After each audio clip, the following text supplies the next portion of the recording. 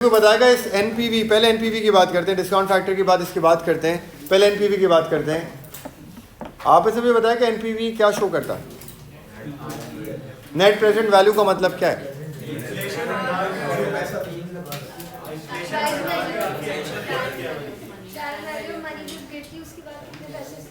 Time value of money का मतलब क्या है?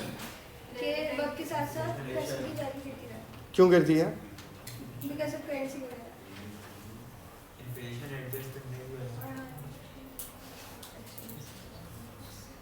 यही बात है। एनपीवी का मतलब होता है, एनपीवी क्या बताता है? प्रेजेंट वैल्यू ऑफ मनी बता रहा है, सही है। और आपने कहा इसका मतलब क्या है कि with the passage of time पैसों की वैल्यू क्या हो रही है? कम हो रही है। क्यों कम हो रही है?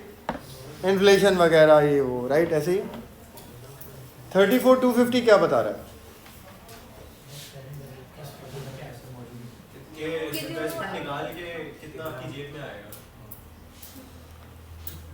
ये मतलब नहीं होता उसका।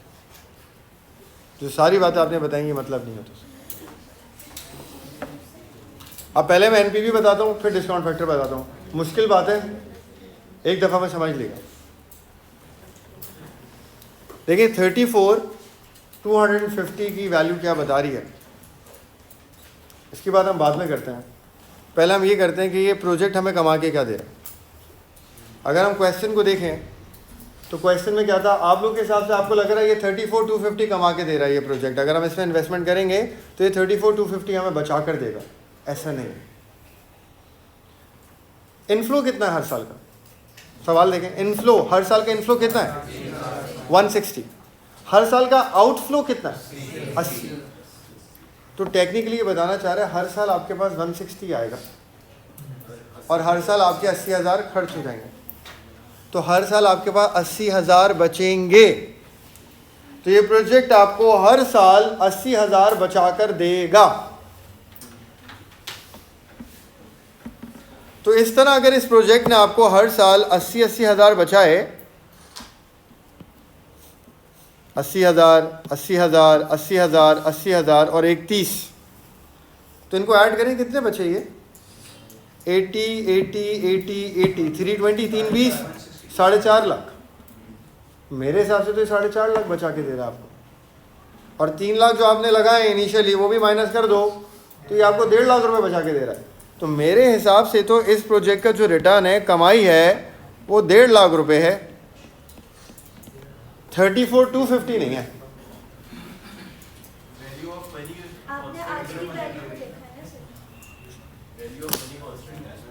आज की ही वैल्यू देखते हैं। टाइम वैल्यू ऑफ मनी का मतलब आज की ही वैल्यू इतने टाइम बाद क्या है। खैर समझा रहा हूँ। वैसे तो प्रोजेक्ट कितने कमा के दे रहा है? 1.5 लाख। समझ में आई बात? प्रोजेक्ट आपको 1.5 लाख कमा के दे रहा है। या आपने इसको डिस्काउंट फैक्टर से मल्टीप्लाई कराया, फिर आंसर निकाला, तो वो 34,250 आ गया। अब मैं बताता हूँ 34,250 क्या बताता है। ये जो 34,250 की एनपीवी है ना, इसका मतलब होता है, देखिए जब आपके पास 3 लाख रुपए हैं और आप वो इन्वेस्ट करने का सोच रहे हो, तो आपके पास कोई एक ऑप्शन तो नहीं होगा ना 3 लाख रुपए लगाने के लिए। तो सिर्फ एक ही ऑप्शन है। जब बंदा कोई इन्वेस्टमेंट करने जाता है तो एक ही ऑप्शन होता है उसके पास। ज़्यादा ऑप्शन होते हैं ना उसके पास, एक से ज़्यादा ऑप्शन होते हैं। तो अगर मैं उन ऑप्शंस पे नहीं जा रहा, इस ऑप्शन पे जाने का सोच रहा हूँ, तो वो ऑप्शंस मेरे लिए क्या हो जाएंगे? अपॉर्चुनिटी कॉस्ट हो जाएंगे। इसी को कहते हैं अपॉर्चुनिटी कॉस्ट। तो जो ऑप्शंस मैं छोड़ रहा हूँ वो मेरी अपॉर्चुनिटी कॉस्ट है, और ये ऑप्शन मैं ऑप्ट करने का सोच रहा हूँ, ये मैं एग्जीक्यूट करूँगा, वो मेरी अपॉर्चुनिटी कॉस्ट है, राइट। अगर मैं 3 लाख रुपए उन ऑप्शंस में से किसी एक ऑप्शन में डालता तो मैं कुछ कमाता या नहीं कमाता? हाँ मत। अगर मैं 3 लाख रुपए उन ऑप्शंस में डालता तो मैं कुछ कमाता या नहीं कमाता? वो ऑप्शंस भी तो कुछ ना कुछ कमा के देते ही ना मुझे, लेकिन मैं उनमें नहीं जा रहा ना, तो मेरी वो कमाई तो रह गई ना, ऑब्वियसली रहेगी कि मैं जाएंगी ना उसमें। उन ऑप्शंस में से मैं जो कमाता, अगर मैं उस ऑप्शन में जाता, वो ऑप्शन मुझे 5 साल में जो कमा कर देता, अब मैं नहीं कमा रहा क्योंकि मैं उस ऑप्शन पे नहीं जा रहा, तो वो जो मैं कमाता वो ऑप्शन मुझे जो देता, उसको मैंने यहाँ पे माइनस कर दिया। और ये 34,250 ये बता रहा है कि ये वाला प्रोजेक्ट अगर मैं करूँगा तो मैं जो अपॉर्चुनिटी कॉस्ट से 5 सालों में कमाता, ये प्रोजेक्ट उस कमाई से 34,250 ज़्यादा कमा के दे। इस प्रोजेक्ट की कमाई 34,250 नहीं है, इस प्रोजेक्ट की कमाई 34,250 ज़्यादा है उन ऑप्शन से जो मुझे कमा के देते 5 सालों में। वो मैं बताता हूँ कैसे, समझ में आई बात? तो 34,250 की एनपीवी पॉजिटिव क्या बता रही है? जो मेरी अपॉर्चुनिटी कॉस्ट इन 5 सालों में रिटर्न देती, ये प्रोजेक्ट उस रिटर्न से 34,250 ज़्यादा दे। अज्यूम कर लेते हैं, एक अमाउंट अज्यूम कर लेते हैं। फॉर एग्जाम्पल मैं आपसे कहता हूं कि मेरी अपॉर्चुनिटी कॉस्ट इन 5 सालों में मुझे 1 लाख रुपए कमा के देती। फॉर एग्जाम्पल उस ऑप्शन में मुझे कितने कमाने को मिलते हैं 5 साल में? 1 लाख रुपए। तो ये प्रोजेक्ट मुझे 134,250 कमा के दे, तभी एनपीवी क्या है? 34,250 पॉजिटिव है। दूसरी एग्जाम्पल, उन ऑप्शन से मैं 1 लाख रुपए कमाता, ये प्रोजेक्ट मुझे 1,10,000 रुपए कमा के देगा फॉर एग्जाम्पल, तो मेरी एनपीवी कितनी आती? 10,000 पॉजिटिव। इसका मतलब नहीं है प्रोजेक्ट मुझे 10,000 कमा के दे रहा है, नहीं, जो वो ऑप्शंस कमाते हैं उससे 10,000 ज्यादा कमा के दे। ये प्रोजेक्ट मुझे 1 लाख कमा के दे रहा है, तो मेरी एनपीवी क्या है? इसका ये मतलब नहीं है ये प्रोजेक्ट कुछ भी नहीं कमा के दे रहा, जीरो पे खड़ा हुआ है। एनपीवी जीरो का मतलब है उतना ही कमा के दे रहा है जितनी अपॉर्चुनिटी कॉस्ट कमा के दे रही है। ये प्रोजेक्ट मुझे 85,000 कमा के दे रहा है, तो एनपीवी क्या हो गई? नेगेटिव 15,000। इसका मतलब नहीं है प्रोजेक्ट मुझे नुकसान करके दे रहा है, उससे कम कमा के दे रहा है 15,000। पता नहीं आपने बिजनेस पढ़ा हो तो आपने ये बात तो सुनी होगी ना, एनपीवी पॉजिटिव हो तो प्रोजेक्ट एक्सेप्ट कर लो। एनपीवी आपको मैं बोलता हूँ एग्जाम्पल, एनपीवी पॉजिटिव आ रही है एक प्रोजेक्ट की 2 रुपये, कर लें प्रोजेक्ट 2 रुपये के लिए, 2 रुपये कमाने के लिए 3 लाख रुपए लगा दें 5 साल में, 5 साल बाद 2 रुपये कमाओगे। तो आप, मैं से एक बात कह रहा हूँ, अगर जो आप बोल रहे हो एनपीवी का मतलब है प्रोजेक्ट कमा के जो दे रहा है, अगर एनपीवी 2 रुपये पॉजिटिव है तो आप तो ये पढ़ रहे हो ना, एनपीवी पॉजिटिव है तो प्रोजेक्ट एक्सेप्ट कर लो। अगर 2 रुपये पॉजिटिव है, 2 रुपये ये भी पॉजिटिव ही है ना, एक्सेप्ट कर लो। तो क्या 5 साल में 3 लाख रुपए लगा के 2 रुपये कमाऊंगा मैं? भाई 2 रुपये पे तो मैं नहीं करूंगा ना काम यार, 5 साल तक काम करके 2 रुपये कमाऊंगा क्या? तो इसलिए कहते हैं वो एनपीवी 2 रुपये पॉजिटिव है तो भी एक्सेप्ट कर लो। इसका मतलब क्या है? इन 5 सालों में जो मेरी अपॉर्चुनिटी कॉस्ट कमा के दी थी ना, ये प्रोजेक्ट उससे 2 रुपये ज़्यादा ही कमा के दे, उससे 2 रुपये ज़्यादा ही कमा के दे। तो एनपीवी का मतलब है एनपीवी आपको कंपैरिजन करके दे रही है आपकी अपॉर्चुनिटी कॉस्ट से। अगर एनपीवी पॉजिटिव है, ये प्रोजेक्ट अपॉर्चुनिटी कॉस्ट से ज़्यादा कमा रहा है, एक्सेप्ट कर लो। अगर एनपीवी 0 है, उतना ही कमा के दे रहा है, मर्जी है। एनपीवी माइनस में, तो ये प्रोजेक्ट ना करो, दूसरा कर लो, वो ज़्यादा कमा के दे रहा है। ये मतलब है एनपीवी। क्लियर है? एनपीवी का मतलब क्या? पहले तो ये बात होगी। अब वो वाली बात भाई, ये कैसे पता चल रहा है कि वो प्रोजेक्ट ज़्यादा कमा के दे रहा है, कितना कमा के दे रहा है, क्या कमा के दे रहा है, राइट? अब मैं बताता हूँ। हाँ बता रहा हूँ। आप लोगों ने कहा डिस्काउंट फैक्टर क्या है? इन्फ्लेशन नहीं है। इन्फ्लेशन होता ही नहीं है, गलत बोल रहे हो। मैं ये नहीं बोल रहा कि आप भी सही कह सकते हो, मैं बोल रहा हूँ गलत बोल रहा हूँ। डिस्काउंट फैक्टर होता क्या है? अब मेरी बात सुन, डिस्काउंट फैक्टर, बहुत ध्यान से सुना बात। आज आपके पास भी 3 लाख रुपए, आज मेरे पास भी 3 लाख रुपए, और आज किसी और बंदे के पास भी 3 लाख रुपए। हम तीनों के पास 3-3 लाख रुपए। हम तीनों के सामने सेम प्रोजेक्ट आया, सेम रिटर्न्स वाला, यही वाला 160-80, 160-80। आपके सामने भी आया अलग, मेरे सामने भी आया अलग, किसी और के सामने, हम तीनों के सामने ये ऑप्शन आ गया। हमने अपनी वर्किंग शुरू करी, इन्वेस्टमेंट से पहले इन्वेस्टमेंट अप्रेजल करना शुरू किया हमने। तो मैंने डिस्काउंट फैक्टर लिया 10% का अपनी वर्किंग करने के लिए, आपने डिस्काउंट फैक्टर लिया 15% का अपनी वर्किंग करने के लिए। और तीसरे बंदे ने डिस्काउंट फैक्टर लिया 8% का अपनी वर्किंग करने के लिए, तो डिस्काउंट फैक्टर अलग अलग कैसे हो गए परसेंटेजेस, या सेम होना चाहिए? क्यों? अगर इन्फ्लेशन होती तो सेम ही होता, इन्फ्लेशन तो सबके लिए बराबर है, इन्फ्लेशन है ही नहीं है, ये अलग हो सकता है और अलग होता है। दुनिया में जाकर आप किसी से भी पूछ लेना, पढ़े लिखे इंसान से, जिसने अकाउंटिंग इस लेवल की पढ़ी हुई हो। अगर आप जाके आप 3 लाख की वर्किंग करोगे ना अपनी इन्वेस्टमेंट की, आपका डिस्काउंट फैक्टर हो सकता है कुछ और हो, और मैं सेम प्रोजेक्ट सेम रिटर्न्स वाला मैं वर्किंग करूँगा, मेरा डिस्काउंट फैक्टर कुछ और होगा। क्यों? डिस्काउंट फैक्टर होता क्या है, पहले तो इसकी बात पता होनी चाहिए। डिस्काउंट फैक्टर जो निकलता है ना, ये परसेंटेज 8 है, 15 है, 10 है, whatever the percentage, discount factor निकलता है वैक से। वैक होता है weighted average cost of capital. हमारे 3 लाख का जो कैपिटल है, इसकी कॉस्ट, और हर कैपिटल की जो कॉस्ट होती है ना, वो 2 कॉस्ट होती हैं, 2 कॉस्ट होती हैं। एक होता है इक्विटी रिटर्न और एक होता है रिस्क फ्री रिटर्न।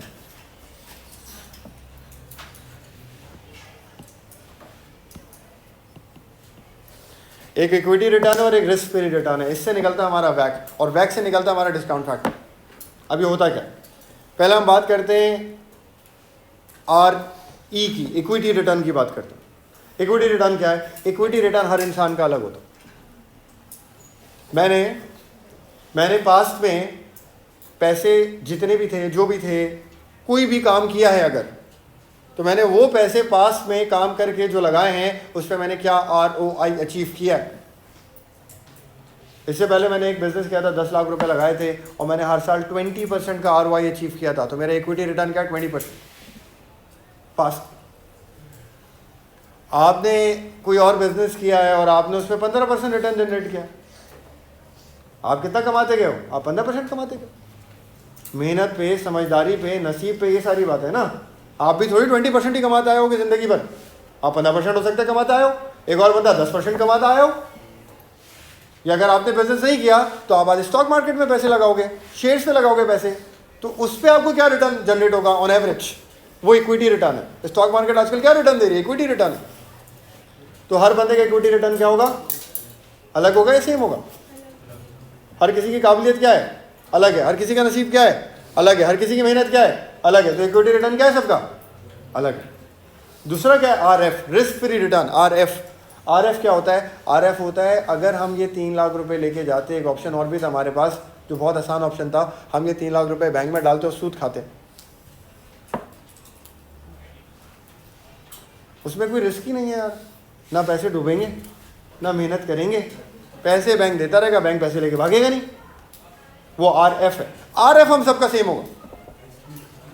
RF हम सबका क्या होगा? सेम। आज आप 3 लाख रुपए बैंक के पास जाओगे तो बैंक क्या बोलेगा? भाई हम इतना % दे रहे हैं आपको। मैं बोलूंगा मैं 3 लाख लेके जा रहा हूँ, तो बैंक मुझे क्या दोगे? वो बोलेगा इतना ही देंगे भाई आपको। कोई और जाएगा उसको भी इतना देंगे, क्योंकि ये तो मॉनेटरी पॉलिसी है, ये तो स्टेट बैंक डिसाइड करता है क्या % मिलनी है, सबको फिर वही मिलेगी। RF सबका सेम होता है। RF फॉर एग्जाम्पल हम सबका 10% है, 10%, 10%, 10%। और E क्या है हम सबका? वो अलग, और बहुत सारे फैक्टर्स पे डिपेंड करता है। CAPM एक चीज़ होती है, वो निकलती है, उससे RE निकलता, वो खैर आगे के लेवल की बात है। तो RE सबका डिफरेंट होता है, RF सबका सेम होता है। तो RF बैंक का interest rate, risk free return, RE equity return, इनको हम एवरेज आउट करते हैं तो हमारी अपॉर्चुनिटी कॉस्ट बनती है डिस्काउंट फैक्टर परसेंटेज। मेरी अपॉर्चुनिटी कॉस्ट अलग है, आपकी अलग है, किसी और की अलग है, क्योंकि अपॉर्चुनिटी कॉस्ट में RF सेम है, RE अलग है सब, उससे निकलता है डिस्काउंट फैक्टर। तो कौन सा डिस्काउंट फैक्टर परसेंटेज इस्तेमाल करनी है? वो वैक से निकलता है, और वैक इस तरह कैलकुलेट होता है। इन्फ्लेशन कहाँ है? ये तो मैं आपको कैलकुलेशन बता रहा हूँ, मैं हवाई बात तो कर ही नहीं रहा आपसे, गूगल पे जाके डालना, चेक करना, राइट। तो अब आप उसको इस तरह से इन्फ्लेशन को कनेक्ट कर सकते हो कि सर स्टेट बैंक जो मॉनेटरी पॉलिसी बनाता है और उसमें परसेंटेज सेट करता है, वो इन्फ्लेशन को कंसीडर करके करता है। हाँ, आप कह सकते हो उस जो एफ है रिस्क फ्री रिटर्न जो चल रहा है अभी 10%, उसमें शायद स्टेट बैंक ने हाँ भाई इन्फ्लेशन थोड़ी सी देख लियो, लेकिन ये इन्फ्लेशन को एडजस्ट नहीं कर रहे हम एनपीवी के अंदर, ये इन्फ्लेशन नहीं है, हम अपनी अपॉर्चुनिटी कॉस्ट पूरी डाल रहे हैं और बेस्ट प्रोजेक्ट ऑप्ट करने जा रहे हैं। भाई एक प्रोजेक्ट जिंदा हो सिर्फ काफी नहीं है मेरे, एग्जाम्पल है, नस चलनी चाहिए नहीं, ऐसा नहीं, वो मेरे मैार पे भी होना चाहिए, वो भी जरूरी, राइट। सिर्फ एक जिंदा चीज मुझे मिल जाए वो काफी है मेरे लिए, कहते हैं ना एग्जाम्पल देते हैं बस यार नस चलनी चाहिए, नहीं ऐसा नहीं, वो हमारे मैार पे भी होनी चाहिए, राइट, वो जरूरी है। मैं एक एग्जाम्पल 1 लाख रुपए, सुने आप 1 लाख रुपए आपके पास, आप इन्वेस्ट करने जा रहे हो, मैं आपको कहता हूँ यार 1 लाख रुपए इन्वेस्ट करो, 5,000 रुपए कमाओगे, नुकसान नहीं होगा। आप कहोगे यार सर 5,000 मेरे लिए वर्क नहीं करते, भाई 5,000 के लिए मैं टेंशन नहीं लूंगा, नुकसान नहीं है, फायदा ही है, लेकिन वो फायदा आपके मैार का नहीं हो सकता है। किसी के लिए 5,000 वो तो बोले हाँ 5,000 ऐसे ही, राइट। हर बंदे का अलग है ना, क्यों अलग है हर बंदे का? क्योंकि हर बंदे का डिस्काउंट फैक्टर अलग है, क्योंकि हर बंदे का RE अलग है। तो हम ये कहते हैं कि हम वो प्रोजेक्ट ऑप्ट करें जो हमें बेस्ट रिटर्न्स दे। ये ना हो हम इस प्रोजेक्ट में चले गए और बाद में हमने कहा अरे यार शिट वो तो मिस हो गया यार, तो गलती हो गई, उसमें ज्यादा कमाई की, अबे यार ये क्या कर दिया हमने प्रोजेक्ट कहते स्टॉक मार्केट में नहीं लगाया यार, ये क्या सर गलत मिल गया, ज्यादा तो वहां कमा रहे, ये बातें एलिमिनेट हो जाए। तो हम इन्वेस्टमेंट अप्रेजल में इंश्योर करते हैं कि हम अपॉर्चुनिटी कॉस्ट जो हमारी बनती है, बेस्ट अपॉर्चुनिटी कॉस्ट वैक के थ्रू, डिस्काउंट फैक्टर के थ्रू, हम उस अपॉर्चुनिटी कॉस्ट को अपना एक्सपेंस सॉर्ट ऑफ बना लेते हैं। किस तरह से बना लेते हैं? इस तरह से बना लेते हैं, देखें ये बनाया हमने टेक्निकली, देखें हमने 1.5 लाख रुपए कमाए, ये प्रोजेक्ट हमें कितने बचा के दे रहा है 1.5 लाख, लेकिन हमने अपनी अपॉर्चुनिटी कॉस्ट को इस 1.5 लाख में से माइनस कर दिया सारा। तो मेरे ख्याल से हमारी अपॉर्चुनिटी कॉस्ट बन रही होगी 1,16,000 या 15,000 कुछ बन रही होगी हमारी अपॉर्चुनिटी कॉस्ट। हमने 1,50 कमाते हुए 1,15 की अपॉर्चुनिटी कॉस्ट को हटा दिया कि अपॉर्चुनिटी कॉस्ट जो दे दी है वो भी हटा दो, तो देखो ये अपॉर्चुनिटी कॉस्ट से ज्यादा कमा के दे रहा है, नहीं कमा के दे रहा, तो ये 34,250 अपॉर्चुनिटी कॉस्ट से भी ज्यादा कमा के दे रहा। और अपॉर्चुनिटी कॉस्ट हमने किस तरह से एब्जॉर्ब करी? हमने इस तरह डेसिमल्स बना दिए, 0.909, 80,000 को 0.909 से आपने मल्टीप्लाई किया, 72,000 आ गया, यानी कि आपने 8,000 की अपॉर्चुनिटी कॉस्ट यहाँ पे माइनस कर दी। 80,000 को आपने 0.826 से मल्टीप्लाई किया, तो 80 है ना, सेम ही है ना ये, लेकिन ये आंसर क्या आ रहा है 66। यहाँ पे आपने अपॉर्चुनिटी कॉस्ट कितनी ले ली? 14,000 कुछ ले ली, माइनस करा दी, जबकि ये पैसा जा नहीं रहा हमारे पास से, ना जाएगा, ये तो हमारी अपॉर्चुनिटी कॉस्ट है, हम करते तो हमें ये मिलता, वो जा नहीं रहा, लेकिन हम प्रोजेक्ट की और फाइनेंसेस को और बेहतरीन बना के देखना चाह रहे हैं कंडीशन में। फिर आपने 80,000 को उससे मल्टीप्लाई करके 60,000 कर दिया, 20,000 हटा दी अपॉर्चुनिटी कॉस्ट। अब आपका सवाल हुआ सर ये अपॉर्चुनिटी कॉस्ट हर साल बढ़ क्यों रही है? पहले साल अपॉर्चुनिटी कॉस्ट 8,000 माइनस कर रहे हैं, अगले साल अपॉर्चुनिटी कॉस्ट आप 14,000 माइनस कर रहे हैं, इस साल अपॉर्चुनिटी कॉस्ट आप 20,000 माइनस कर रहे हैं, तो अपॉर्चुनिटी कॉस्ट हर साल बढ़ कैसे रही है? सिंपल, आपने बैंक में आज 1 लाख रुपए डाले, बैंक 10% दे रहा है, तो आपको कितना देगा एक साल में? 10,000 देगा ना, 1 लाख डाल दो तो कितना देगा? 10,000 देगा, तो टोटल कितना हो जाएगा? 1,10। अगले साल 1,10 पे लगेगा 10%, तो अगले साल कितना मिलेगा बैंक से? 11,000 मिलेगा। फिर 1,10 और 11 को मिलाएं कितना हो जाएगा? 1,21। तीसरे साल को 1,21 पे देगा 10%, कितना हो जाएगा? 12,100। हर साल की अपॉर्चुनिटी कॉस्ट क्या हो रही है? बढ़ रही है, क्योंकि बैंक हर साल अपना रिटर्न क्या करेगा? कंपाउंड करेगा, बढ़ेगा। तो पहले साल कितना मिलेगा आपको अपॉर्चुनिटी कॉस्ट? 10,000। पहले साल आपकी अपॉर्चुनिटी कॉस्ट क्या है? 10,000 नुकसान कर रहा हूं, 10,000 जा रहे हैं हमारे हाथ से। अगले साल 10,000 नहीं जा रहा, बैंक बोलता है अगले साल तुम्हारे हाथ से 11-12,000 जा रहा है, और उसके अगले साल 11-12 नहीं जा रहा, 16-17,000 जा रहा है। तो इसलिए हमारी हर साल की अपॉर्चुनिटी कॉस्ट कम होती जा रही है, बढ़ती जा रही है। और इसके अलावा कोई धंधा भी करोगे, बिजनेस भी करोगे, तो पहले साल धंधे की कमाई वर्सेस दूसरे साल धंधे की कमाई में फर्क होगा ना यार, उस साल तो रिटर्न बढ़ेगा ही ना, काम कर रहे हो कोई तो, समझ आ रही है बात? अगर प्रॉफिटेबल काम है तो इसमें हमारी अपॉर्चुनिटी कॉस्ट हर साल क्या होती है? बढ़ती जाती है। वो हम अपॉर्चुनिटी कॉस्ट कैसे बढ़ा के एडजस्ट कर रहे हैं? हम इस पॉइंटर्स को छोटा करते जा रहे हैं, कम करते जा रहे हैं, तो आंसर छोटा होता जा रहा है, इसमें से अपॉर्चुनिटी कॉस्ट माइनस होती जा रही है। तो हमारा जो फाइनल आंसर आ रहा है, इसमें से पूरी अपॉर्चुनिटी कॉस्ट कटी हुई, माइनस हुई। तो ये होता है एनपीवी और ये होता है डिस्काउंट फैक्टर। इन्फ्लेशन वाली बात नहीं है। इसमें क्या है, आपका रिस्क फ्री रिटर्न है और इक्विटी रिटर्न है, जो CAPM से निकलता है। अगर इस केस में जैसे आपने एक्सप्लेन किया तो अगर